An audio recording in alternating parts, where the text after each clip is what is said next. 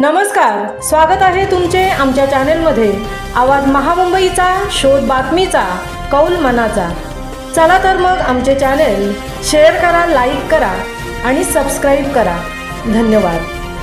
शिक्षक नेते जीवन सुर्वे यांची राष्ट्रीय प्रवक्तेपदी निवड। चिपळूण येथे शिक्षक पतपेढी सभागृहात आज संपन्न झालेल्या रत्नागिरी जिल्हा प्राथमिक शिक्षक संघाच्या त्रैवार्षिक अधिवेशनात दापोलीचे शिक्षक नेते सन्माननीय जीवन सुर्वे यांची राष्ट्रीय प्राथमिक शिक्षक महासंघाच्या प्रवक्तेपदी नियुक्ती करण्यात आली।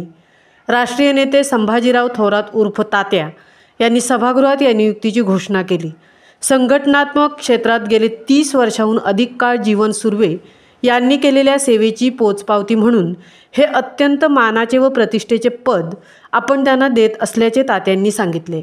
राष्ट्रीय प्रवक्तेपदी झालेली नियुक्ती आपल्या आयुष्यातील सर्वोच्च सन्मान असून दापोलीतील सर्व प्राथमिक शिक्षक बंधू भगिनी तसेच रत्नागिरी जिल्ह्यातील शिक्षक संघाचे सर्व सन्माननीय पदाधिकारी, राज्य पदाधिकारी यांनी आजवर आपणास जी समर्थ साथ व समर्थन दिले त्यामुळे आपण या पदापर्यंत पोहोचू शकलो, अशी प्रतिक्रिया सुर्वे यांनी या प्रसंगी बोलताना व्यक्त केली।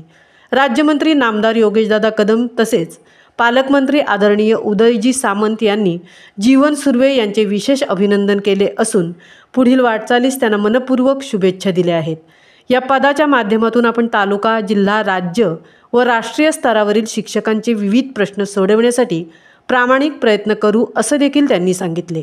या पदावर आपली नियुक्ती झाल्याबद्दल त्यांनी राष्ट्रीय नेते संभाजीराव थोरात उर्फ तात्या तसेच राष्ट्रीय व राज्य कार्यकारिणीतील सर्व पदाधिकारी यांना मनापासून धन्यवाद दिले आहेत।